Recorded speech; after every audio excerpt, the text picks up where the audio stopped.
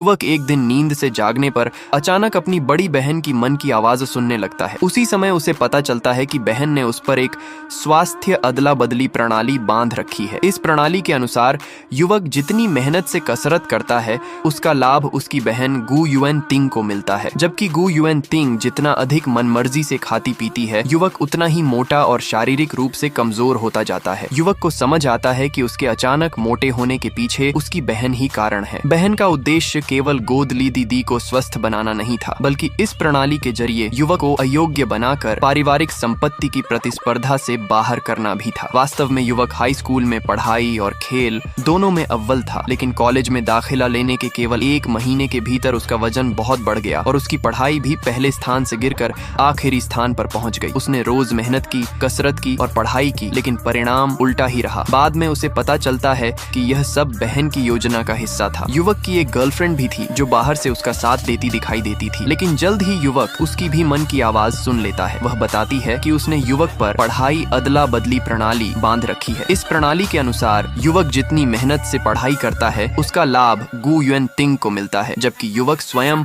और अधिक कमजोर छात्र बनता जाता है। इससे स्पष्ट होता है कि गोद लिया दीदी बिना मेहनत किए भी स्कूल में अव्वल बन रहा था। इसके बाद बहन युवक पर दबाव डालती है कि वह मेहनत जारी रखे, लेकिन युवक साफ कह देता है कि वह अब पूरी तरह लेट डाउन करेगा। बहन चेतावनी देती है कि ऐसा करने से प्रणाली पर फैन शी होगा और गु युएन तिंग को नुकसान पहुंचेगा। फिर भी युवक अपने निर्णय पर अड़ा रहता है। अपनी बात को परखने के लिए युवक जानबूझकर बहुत तीखा खाना शुरू करता है, जबकि उसे मिर्च बिल्कुल पसंद नहीं थी। जैसे जैसे वह मिर्च खाता है गु युएन तिंग को तेज पेट दर्द होने लगता है और उसे बार बार शौचालय जाना पड़ता है। इससे युवक को पुष्टि हो जाती है कि प्रणाली अभी भी काम कर रही है। इसके बाद वह अपनी सेहत वापस पाने के लिए और तेजी से लेट डाउन करने का निर्णय लेता है। फिर युवक अपने पिता को फोन करता है और परिवार का बिजनेस संभालने की इच्छा जताता है। पिता उसकी बात मान लेते हैं और संकेत देते हैं कि प्रतियोगिता के बाद उसे ही उत्तराधिकारी घोषित किया जाएगा। कुछ ही समय बाद गणित प्रतियोगिता का दिन आता है। बहन, गर्लफ्रेंड और गु युएन तिंग सभी युवक पर दबाव डालते हैं कि वह परीक्षा में अच्छा प्रदर्शन करे, लेकिन परीक्षा शुरू होते ही युवक सो जाता है। बिना उसकी मदद के गु युएन तिंग को पेपर समझ में नहीं आता और वह समय से पहले उत्तर पुस्तिका जमा कर देता है। उसके बाहर जाते ही युवक उठता है और केवल 10 मिनट में पूरा पेपर हल कर देता है। परिणाम वाले दिन एक मोटा व्यक्ति मास्क और टोपी पहनकर आता है, जिसे सब गु युएन मिंग समझते हैं। लेकिन कुछ ही देर में एक दुबला सूट पहना हुआ युवक सामने आता है और बताता है कि वही असली गु युएन मिंग है। तब सबको पता चलता है कि मोटा व्यक्ति वास्तव में गु युएन तिंग है।